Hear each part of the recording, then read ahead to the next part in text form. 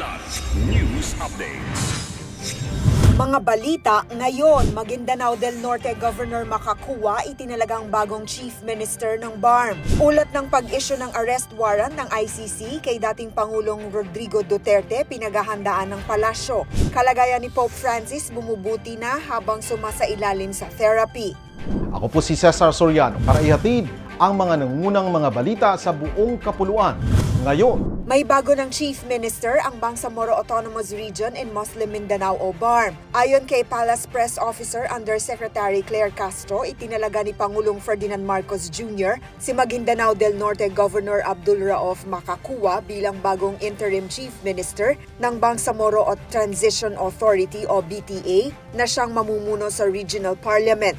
Bago naging gobernador, si Makakua ay naging minister ng MENRE at kasalukuyang Chief of Staff ng Moro Islamic Liberation Front o MILF. Papalitan nito si MILF Chairman Ahod Balawag, Alhaj Murad Ibrahim na matagal na umupo sa nasabing pwesto.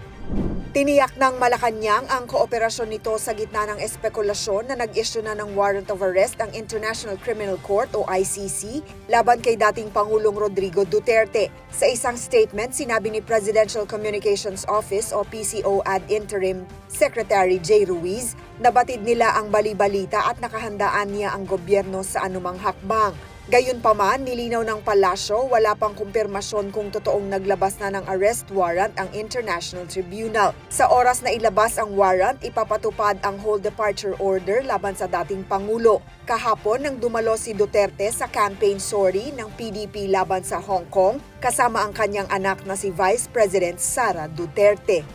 Bumubuti na ang lagay ni Pope Francis habang sumasailalim sa therapy at respiratory and motor physiotherapy. Sa ulat ng Holy See Press Office, nasa stable condition ang Santo Papa, bagamat nananatiling komplikado ang kabuuang lagay nito. Sa isang written angelus, nagpasalamat si Pope sa mga doktor at healthcare workers sa pag-aalaga sa kanya, gayon din sa mga taong nagboboluntaryo sa mga nangangailangan. Higit 3 linggo nang nakakonfine ang 88 taong gulang na Santo Papa sa Gemelli Hospital sa Rome. Patuloy naman ang panawagan ng simbahang Katoliko na manalangin para sa tuluyang paggaling ni Pope Francis. Para sa Kidlat News Channel, ako si Rosalyn Sinchonko, nag-uulat. In thy name. In thy name. In thy name. In thy name. In thy name. In thy name. In thy name. In thy name. Showing po ito, nationwide po yan. See you. God bless po. Sana supportahan. Lord, conquer my fear, faith, and trust in you. Now sustain me to persevere and commit myself to this missionary life. Pinapabigay po.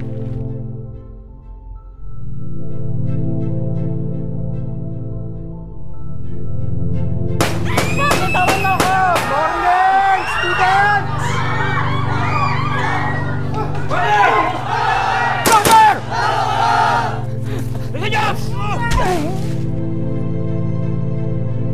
Nagdeklara ng giyera ang Abu Sayyaf. Hindi tayo hinto. We cannot lose any more personnel. Nawa kayo!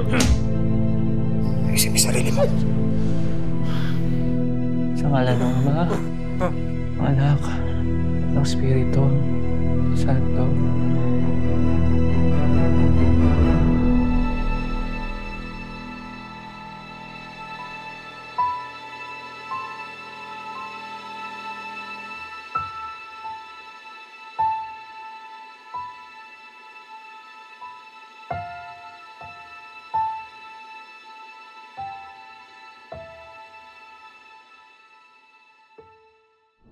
ako po si Cesar Soriano, kasama nyo sa bawat pagputo ng balita.